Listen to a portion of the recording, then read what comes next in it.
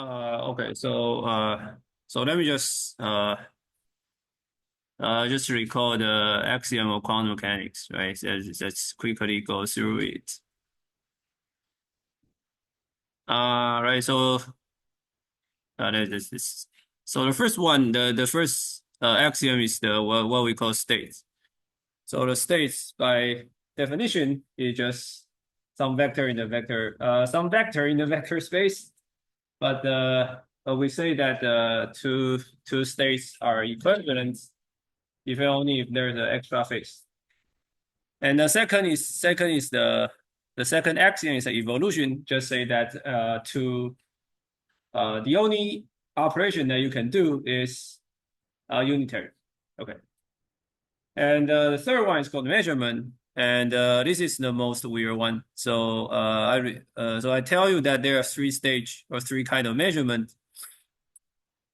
So the first measurement is called it's basically standard one. You just pick n also normal basis, and then you say that the probability that you get outcome D is basically inner product with the states with the state with your also normal basis. And after that, the states will collapse to the one of the also normal basis you choose. So for this one, these are very simple. That we just show that this is well defined, and it's also the value probability distribution. Each term is greater or equal to 0 and sum to 1 by the resolution of identity. And the second one is basically familiar with your you should be familiar with your quantum mechanics that we take some Hermitian operator M, and we say that if I use M to measure a state psi, then psi will collapse to the eigen vector Vi of M, and we will get the output is basically is the eigenvalue lambda I, and this is basically called the PVM. It's a projective value measurement. And then we say that this is actually the same. Level 2 and level 1 are the same. And then we also prove that it's well defined because, yeah, it's well defined. And third one, which is weird, that we will spend some time talk about this. It's called POVM. So it's the positive operator value measurement. So this is somehow like mathematical objects. It's like I give you a bunch of Hermitian operator, and they are all positive. Positive meaning that it's positive semi-definite, meaning that all its eigenvalue is greater or equal to 0. And they are sum to identity. And I say that probability you get outcome n is basically this. And it's remember that remember that it's well defined, right? And it's because EM is positive semi-definite, so all the probability is greater or equal to 0, and the sum is equals to 1. So it's well defined probability. Each term is greater or equal to 0 and sum to 1. And I claim that this projective value measurement is subset of this POVM by just choosing all the EM to be the projector. Okay, and finally, I specify that after you do this EM measurement, that you will get outcome M. After you get outcome M, the states will collapse to the following: so EM takes psi, and then with this normalization. And last time we just showed that this is well defined. By the way, last time that if you take the let me see. So last time that if you take this one, that I actually is this, right? But it's well defined because there's extra phase, and by definition we say that extra phase is equivalent in quantum information. So recap is that the projective measurement is basically, I give you a bunch of pi I, which is a projector, so they're also normal, and then they are sum to identity. And the standard choice is that you just take some also normal vector, and then you take it as a projector. And then for POVM, everything is simple. I just take some Hermitian operator, which is sum to identity. They're all greater or equal to 0. Then this is POVM. Okay, so today we will use lots of POVM. So before I start, okay, so this is the this week's schedule. Okay, so the first things that I want to prove is so-called no cloning theorem. This is simple. I believe that most of you guys have seen it, but if you haven't, let me explain. So if you forget about all the quantum mechanics, that you just remember all the three axioms that we defined, then you already can build up the whole quantum computational theory. or all quantum complexity and all mathematical theory just based on three axioms. So this week I will tell this week and next week basically the whole semester will based on these three axioms. And it's amazing that we will get very weird non-trivial results from now on. So let me say about this no cloning theorem. I believe that so this is the theorem which is no cloning. Oh, by the way, I just choose another board. Okay, so this no clone theorem says that there's no quantum operation. So let me just quickly write down. So there is no quantum operation. So remember this quantum operation, at least for finite, is just some linear operator, but it's unitary. In the future when we talk about quantum algorithm, that I can show that if you allow the non-unitary operation, then quantum computing will be much more powerful. But from now we just say that it's unitary, and there's no quantum operation which takes one copy. It's one copy of psi, and then map to the psi tensor psi. So this is why it's called no cloning. So is it understandable? So I should say that there's no if you believe the three axioms, that there's no quantum operation that you take a state psi and output it twice. And this is the proof is so trivial. Let me just write down. So the proof basically is that I just proved by contradiction, right? So suppose you can do this. Let's say I give you a state psi, and let's say I start with 0. Let's say I want to copy 0. Then by definition, right, this U you take on 0 and some auxiliary states. Let's say this auxiliary state is phi. Some auxiliary states will, because I just want to put some register here, right? So this is tensor. Let's say U act on this guy will become 0 tensor 0. Because my definition is that you should copy, right? You should copy 0. And but you should also copy 1. Right? So it should become 1 tensor 1. If you do this, then okay, so this is definition, right? But if you consider state psi, which is the 0 plus 1, or like 0, just 0 plus 1, there should be 1 over square root of 2, right? But it's not important. Okay. So you can that U take on state psi and take on the same phi. Should give you the 2 copies, right? By definition. So it should give you the psi tensor psi by definition. But then there's a contradiction, right? Because if we expand this, then this will give us 0 0 plus 0 1 plus 1 0 and 1 1. But by linearity, right? The unitary operator is linear, so you combine these two, it only gives you 0 0 plus 1 1. Hopefully it's understandable, right? So this psi is 0 plus 1. So if you plug in this is 0 phi plus 1 phi, and by these two, it gives you 0 plus 1 1. But if you do the 2, and if you just write down the expansion, then you give 0 plus 0 1 1 0 and 1, and then they are not the same as a vector, right? So it's finish the proof. Okay. So this proof just tell you that this no cloning theory is basically the consequence of the axiom. And we will come back to use this property. Okay. Okay, so let me just go back to the POVM. So let me just provide a very simple example so that you understand what is POVM counts, how to do the operation. So this is a trivial example, but just show the idea. So let's say if I take state psi to be 1 over square root of 3, 0 0 plus 1 1. Sorry, let's say 0 0 plus 0 1. 0, 1 plus 1, 1, 0. Let's say if I take state psi to be this, and let's say we choose our E0 to be 0, 0 minus identity. And let's say E1 is just 1, 1 tensor identity.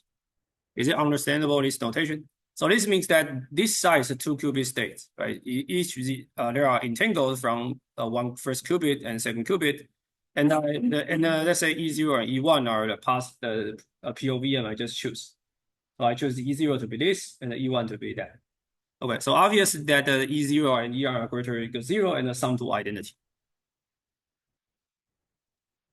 So basically, I just leave the second qubit to be the same.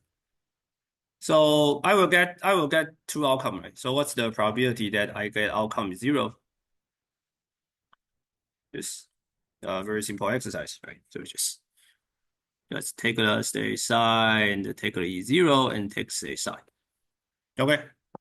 And obvious that if you take 0, then is it okay? That let me just do it once, because maybe it's not, some of you doesn't follow. I can do it very simple. So this is this, and when E0 take on psi, that is project to 0, right? So you only leave these two states are the same, right? So you get 1 over square root of 3, and then you get 0, 0 plus 0. Okay, so and you do, it's basically the inner product, right? So this and these are survive, right? So good. So it's basically this, right? 0, 0 and 1 will give you 1, and 1 square root of 3. So it's this. And what's the states that after you get outcome 0? But after you get outcome 0, that the state will collapse, right? Will collapse to E0 state psi, and the normalized by this factor, so it's 2 divided by 3, take a square root. So it's basically just this divided by this. Okay, so it's 1 over square root of 3, 0, 0 plus 0, 1 divided by this.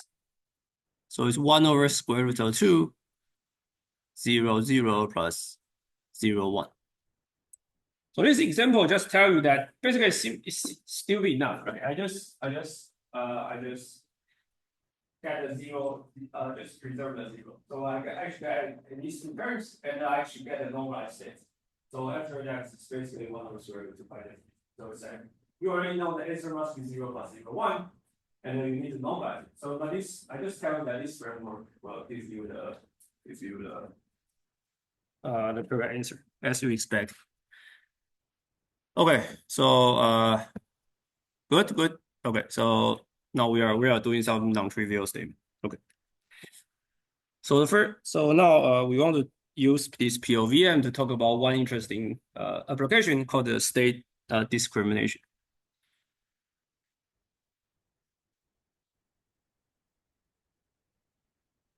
Okay, so this state discrimination is that you can imagine there is a case that somebody that you already know, that Alice, let's say Alice want to give a state to Bob. So Alice will give you a state psi is either psi 1 or psi 2. And then let's say they are different. So meaning that, so remember different meaning that this psi 1 and psi 2, they are not the same as by the extra phase. Okay. So Alice want to give you a Bob state, either psi 1 or psi 2. And the question for Bob is that Bob need to do some measurement to tell which states Alice sends. Okay. So Bob need to get to know, Bob should need to know which states he received it is. Okay, so this is the question. Okay, is it so? So maybe you think this is a trivial question, but now we need to use the POVM structure to say. So my claim is the following. My claim is that if the states psi 1 and psi 2 are orthogonal, then Bob can do it. Bob can do it 100%. or basically Bob can so-called reliably do it. So this means that there exists a POVM that Bob can do, this POVM such that let me just write down, such that the probability that, right, so Bob will do some POVM. This POVM will contains two measurements, right? So Bob can take should have E0 and E1, right? Because sorry, let's use E1 and E2. Such that what? Such that if the state is psi1, so it's condition probability. If the state is psi1, then the Bob will always get output 1. So if he will receive m equals to 1 output, which is 1. And if the state is psi2,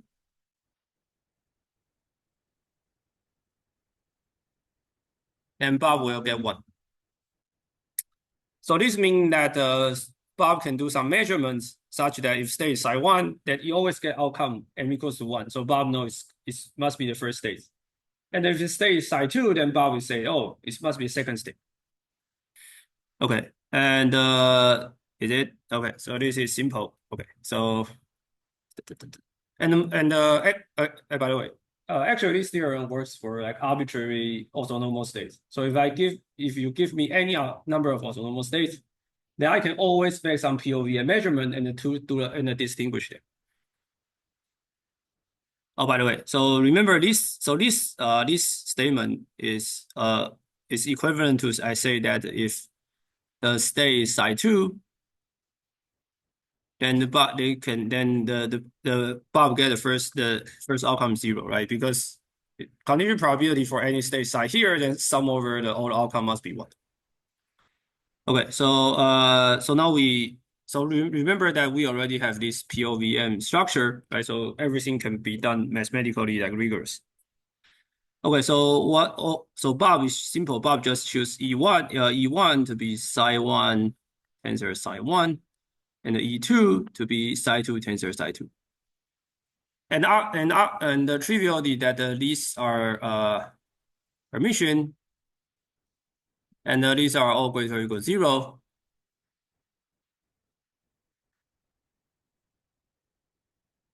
And you may say, oh, it's probably doesn't sum to 1, right? But I can define E3 to be 1 minus the identity minus psi1 minus psi2. Okay, good. So these are all positive semi-definite, and they sum to 1. But there are one thing that we didn't check, right? So we say that E1 is greater or equal to 0, E2 is greater or equal to 0, but how about E3? But is it E3 greater or equal to 0 for all state? Right? Is it obvious that for all state psi that E3 is greater or equal to 0? So let me just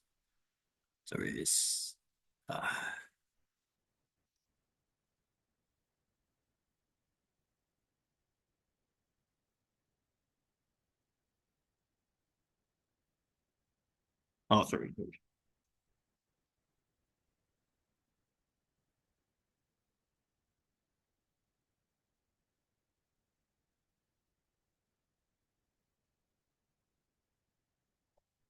Psi. Is it obvious? No, right? Okay, so why E3 is greater than 0? Because if I want to if I want to show that E3 is greater than 0, I need to check this guy. I need to check this guy, right? This guy is greater or equal to 0. Then this would implies that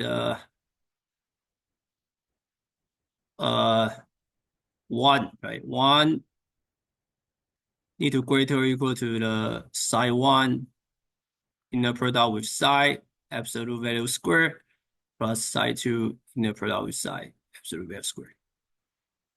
By definition, right? Because E3 is just projection of this, so if you take psi here, then you should get this. But this is not true for general state psi1 and psi2, right? Because if psi2 is the same as psi1, then I can take psi to be psi1. Then the right-hand side will be 2. It's violate this inequality. So the only thing for this, and so this is not true for general psi2 and psi1, right? But it's true. It's true if if it's true if this psi1 and psi2 are 0. Right. The reason is that if psi1 and psi2 are 0, then there are two orthonormal vectors. Now I can use this Gram-Schmidt process to generate all the orthonormal vectors. Right. So this means that if psi1 and psi2 are 0, then basically I can create, let's say, psi3 and psi4 and psi5 dot dot dot dot dot. Let's say up to like psi n, such that this psi equals to the, it's basically so these are psi are orthonormal basis of the original vector, right? So this psi can project out, can project from I to n, and psi I psi I. Oh, right. So then but there are also normal, right? So so from the so there are, this length is 1 and the right hand side is also length 1. So this meaning that psi I psi absolute value square is 1 from 1 to n. Right, so by trivially psi1, psi2, then just take two of them, and this proves the results. Okay, so E3 is greater or equal to 0. So now we just check that E1 and E2 are E3 are they are all greater than 0, and there are Hermitian. So they are valid POVM. Okay, so if the state, so now everything is trivial, right? If the state psi is psi1, then the probability that m equals to 1 will be just psi1 e will just be 1, right? And obvious that if the state is psi2, the probability that I get the outcome m equals to 2 is just is also 1. Okay, but just since they are just projectors. And then you can, it's easy to prove that it's for arbitrary orthonormal basis.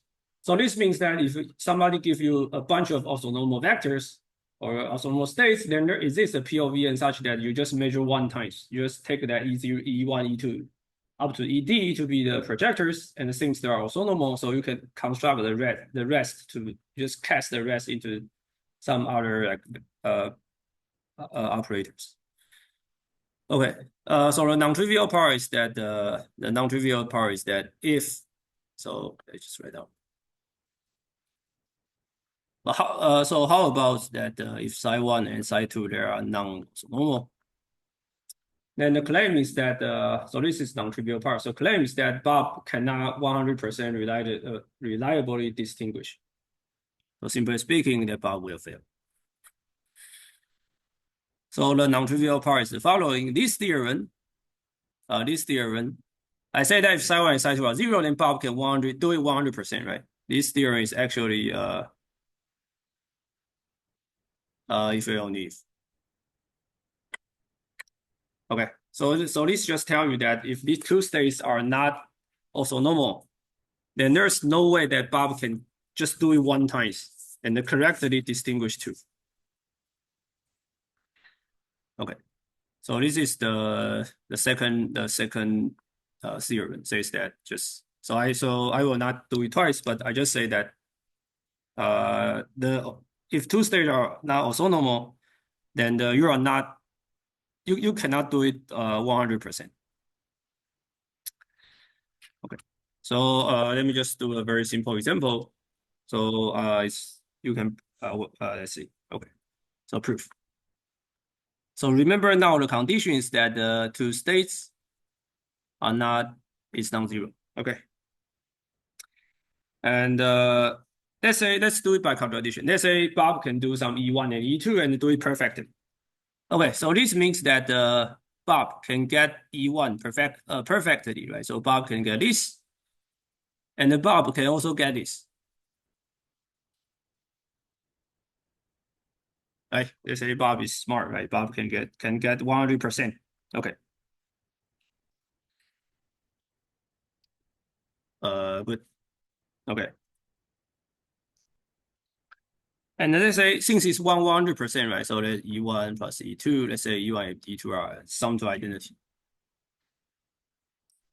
So let's say Bob can either get 0 or 1, and 1 or 2. There's no extra outcome, right? If Bob get extra outcome, then he doesn't know which state it is. So the claim is that this is condition. Let's say these three are the condition, and we will show there is a contradiction. Okay, so the reason is that right, so we have 3, 1, and 2, and 3, right? If this is true, then this immediately implies the following. It implies that psi1 and E2 are 0, right? Because E1 and E2 are sum to 1, right? So they are sum to 1. This is 1 and this is 1. So E2 act on this psi1 should give you 0. Okay.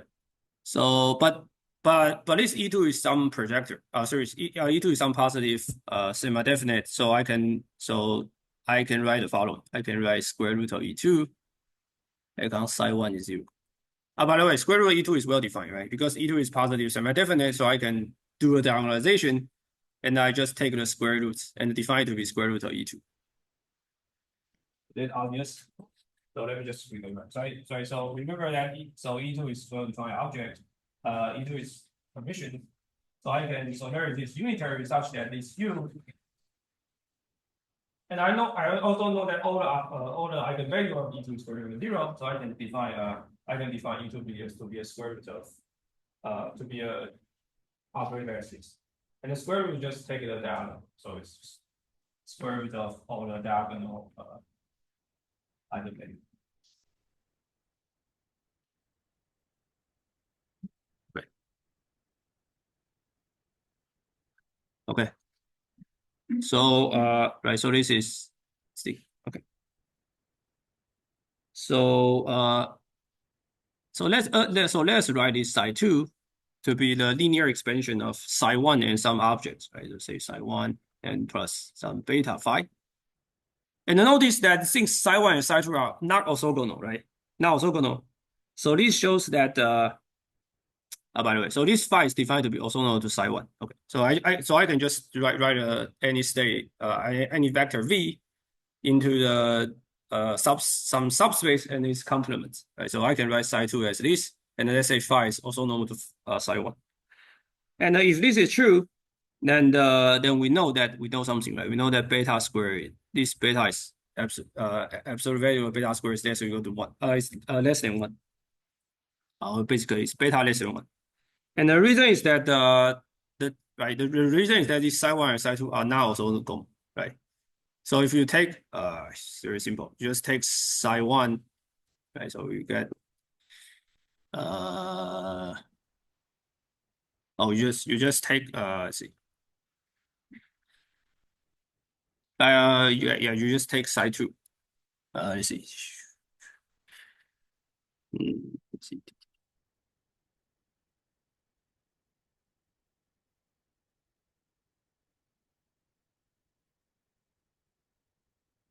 Right. So this beta is less or equal to 1. The reason is that if beta is 1, then psi2 must be equal to the phi, right? Then phi will also come on to psi1. So since psi1 and psi2 are not orthogonal, this means that beta is less than 1. So if beta is less than 1, this means that if I take a square root of E2 equals psi2, then I will get something, right? I will get square root of E2 alpha and psi1. Oh, sorry, this is so bad. Let me just.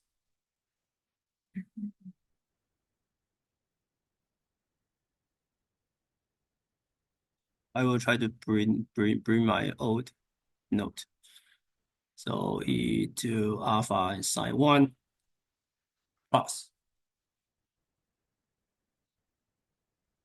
phi, right? And this is this is 0 by this assumption. Right, so this is 0. Okay, so you get square root of E2 is beta this beta E2 act on phi. Right, but then there's a contradiction, right? Because if square root of E2 act on psi2 is the same as beta E2 act on this phi, then remember we still have this condition, right? So this will means that E2 psi2 will the same as beta absolute value square phi E2 phi. And no matter it is, right, these guys less or equal to 1, but this is less than 1 because beta square is less than 1. So this contradicts with this.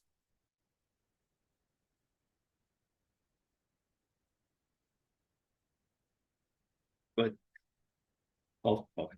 Sorry for this stupid. I will try to quick. So this group just say that if you believe these three equations, 1 and 2 and that one and also this one, then this four cannot simultaneously to be true. The reason is that since E1 plus E2 is 1, then this means that this psi 1 and psi 1 0. So we get square root of E2 psi 1 0. And you can write psi 2 as here combination of psi 1 and is phi, and the phi is also normal to psi 1. So just basically some also normal decomposition. And by definition, I think psi 1 and psi 2 are also now normal, so this means that beta is less than 1. But if beta is less than 1, then square root of E2 and psi 2 will be just that 1. Right? Will just be this beta square root of phi. Because square root of E2 psi 1 0. But so this equation is true. And if you square this equation, then you get beta square out of something, but less than 1 by definition. But it's contradicting with this equation over this time. Okay, so this means that there's no way that Bob can 100% distinguish two states by just one query. So Bob cannot do just one measurement and say, oh, this state must be something. So it's true that even with these states are like very, very tiny correlation, or their inner product is very small. But if it's non-zero, then Bob cannot do it 100%. Hopefully it's understandable. Okay. So this is some application of POV. Okay, so let me just talk about the third. So what we have done is the first example is that if two states are orthonormal, then we can 100% distinguish. If two states are not orthonormal, then we cannot 100% distinguish. Okay, but there is a third example that which is give you the why we need this POV measurement. So let's do this example 3. So let's say the problem is much simpler. Let's consider psi 1 to be either 0 and psi 2 to be plus. So remember the plus is basically this. Okay, so psi 1 is 0 and psi 2 is just this. And by a previous definition, right, Bob cannot, if I either give you 0 or either give you plus, then Bob cannot do it. Right? Bob cannot do it 100%. Right? Bob do some measurement and it just fail. So whatever measurement cannot just do it one time, but this still distinguish. Right? But there exists some other kind of POV which can do a very weird thing. So let me just explain it. So but there exists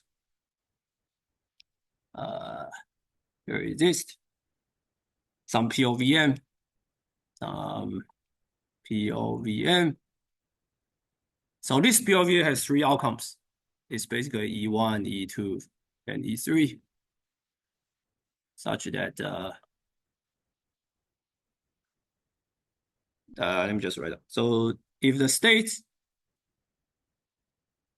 is psi 1, then the first outcome must be say the first outcome is 0. And also so let me just write down and spend some time to explain it. And anyone know what I'm talking about? So previously we said that these two states are not orthogonal. So the Bob cannot find the Bob cannot do some measurement. But actually, Bob can do some weird measurement such that it never miss identification. So this means that Bob can do some POVM U1 into U3, such that if the state is psi 1 and it get equals to 1, and you can perfectly say that same as psi 2. And if Bob measure get n equal to 2, then Bob can 100% say the state cannot be psi 2. So Bob can so this two equation doesn't mean that Bob can 100% identification of the state, but when there's a useful outcome, then Bob can 100% say this state must be psi 2 or psi 2. Right. So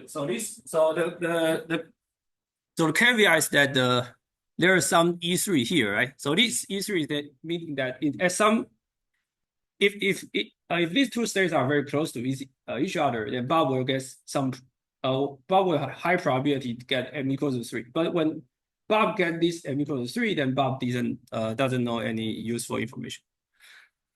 So the caveat is that there's a 3 outcomes. So previously the theorem just say 2 outcomes, right? But now we can do 3 out. We say that maybe you can still do something, but there is a so let me just write down. So when outcome m equals to 3, then Bob knows nothing. Okay, so this is caveat. But if Bob get m equals to 1, then Bob knows the state must be psi 2. And vice versa. If Bob get m equals to 2, then Bob is definitely say the state is psi 1. Okay, so this is so I use these two states as an example, but this can be done in general. Okay, so this is a much more non-trivial example. So let me just write down. So let's say you consider E1 to be this 1 and 1, and E2 to be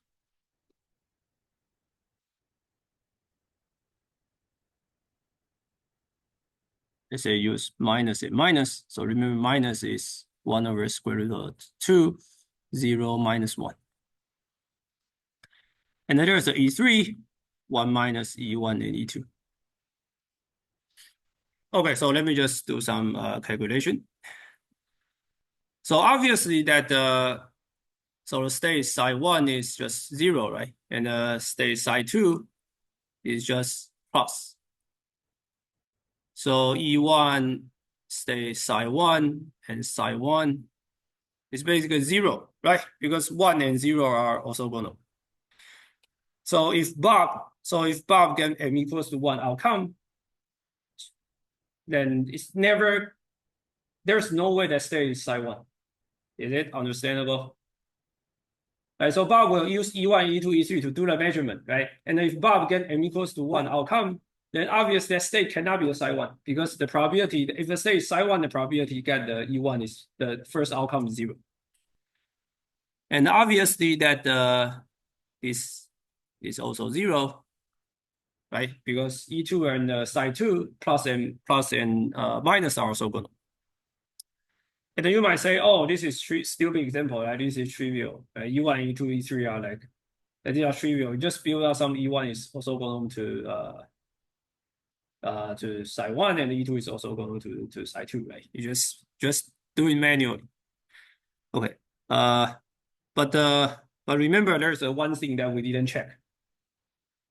So we didn't check E3 is greater equal to 0. Why? Because E1 and E2 are greater or equal to 0, right? Because but I define E3 as identity minus E1 minus E2. So this doesn't mean that E3 is greater than 0. So it doesn't mean that this is a valid POVM. So all the statement is true if one can show that E3 is greater than 0. So E3 is greater than 0. Is it so obvious? Okay, so let me just do it. Okay, so let's say we write state psi as alpha 0 plus beta 1. So what's the E1 psi? Let's say E1 psi. So basically it's 1, right? It's 1, 1, 1. Project 1, right? So you just get the beta square root of 2 plus 1 plus O square root of 2. Okay. Just because E1 just project 1. Project out 1, 1. So you just get beta equals 1. Okay, but how about psi econ E2?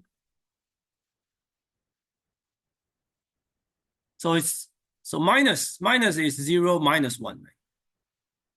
And it doesn't care about you don't need to care about 1 square root of 2 because you will like disappear, right? So you get 0 minus 1, and then you get 0 minus 1. So if you do this, basically it's the same as alpha minus beta, and you take absolute value squared. Okay. So you get alpha minus beta absolute square divided by 2. 2 comes from this 1 over square root of square root, right? So you get square root 2, 1 plus square root of 2. Oh, sorry. What is it? Hell.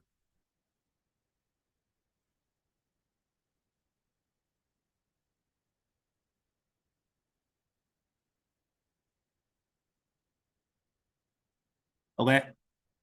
Right. So what's E3? E3. It's basically 1. So 1 minus that guy, right? This guy.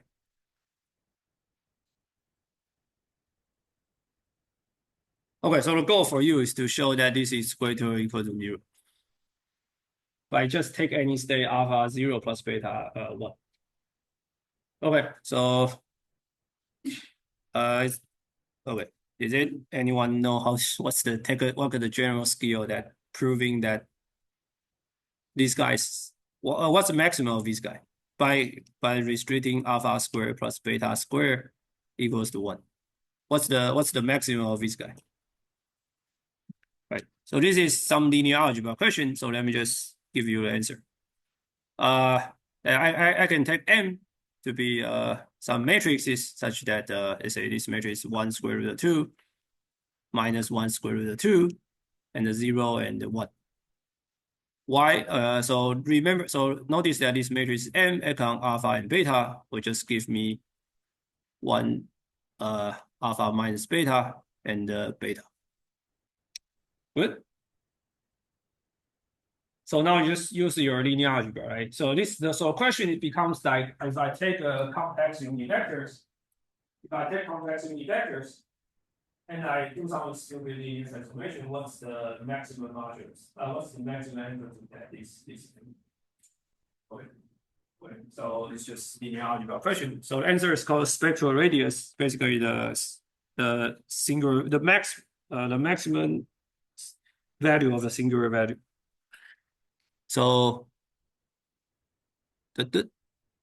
notice that this will just become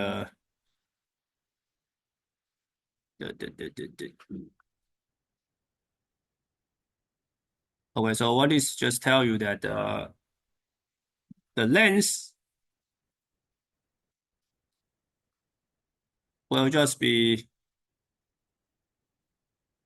and alpha and beta, alpha beta. Good. You just take this and then times the complex conjugate. Okay, so the rest is just trivial that you just find the maximum eigenvalue of these matrices. This guy is positive semi definite because it's M Dagger times M. Okay, so yeah, so it's very trivial. So let me just quickly do it. So this M is just right. So this M Dagger will be just okay. So we can just compute. Okay, and we just do this.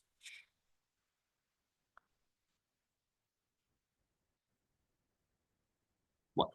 Okay, so we just compute its eigenvalue, maximum eigenvalue, and trivial exercise is basically this maximum eigenvalue is just 1 plus 1 over square root of 2.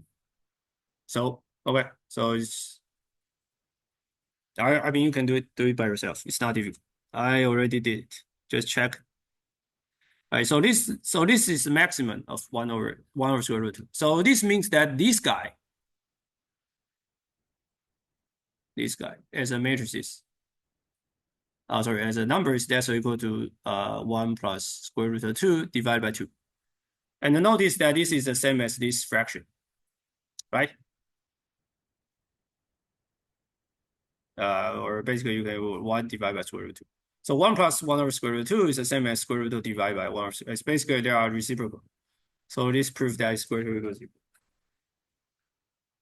So good. So this means that E3 is a valid POV after some linear algebra proof.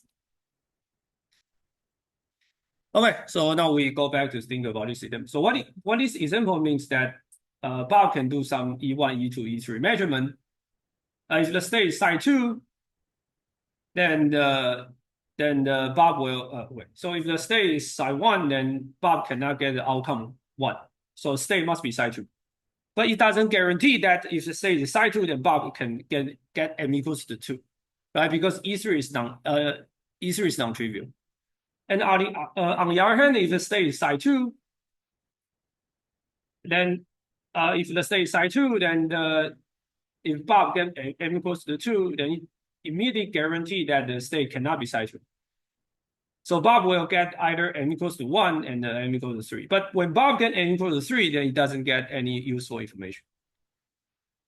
So notice what I want to say is that E3.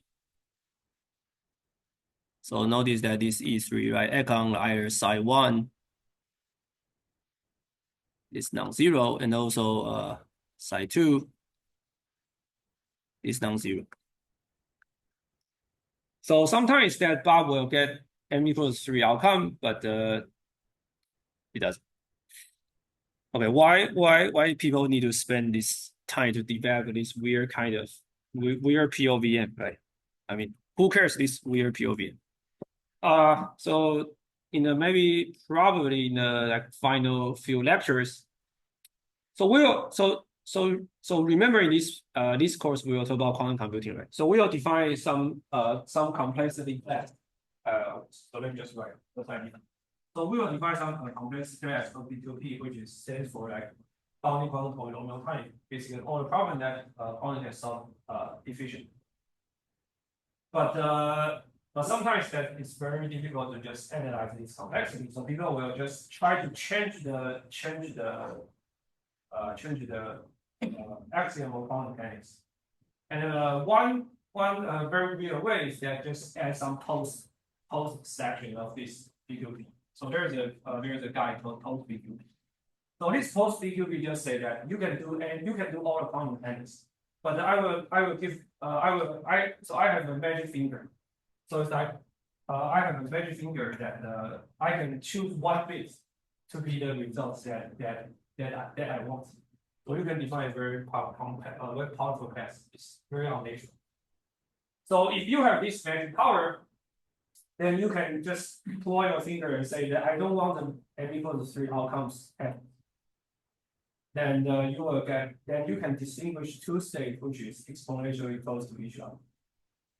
So let me just write down some weird thing. We will explain it in the future. So one can consider a very exotic situation, such as psi 1 and psi 2 are very close to each other, right? So let's say psi 1 and psi 2, they are like greater or equal to 1 minus 1 over 2 to the n. So they are like, so these two states are almost the same. They are like very close to each other. So if you do that kind of measurement, then in a probability like 1, you will get 3 outcome. But if you use this post selection power, then you just eliminate this m equals 3 outcomes. Then you can distinguish 2. And we will say that what's complexity consequence for this. Yeah, that's it.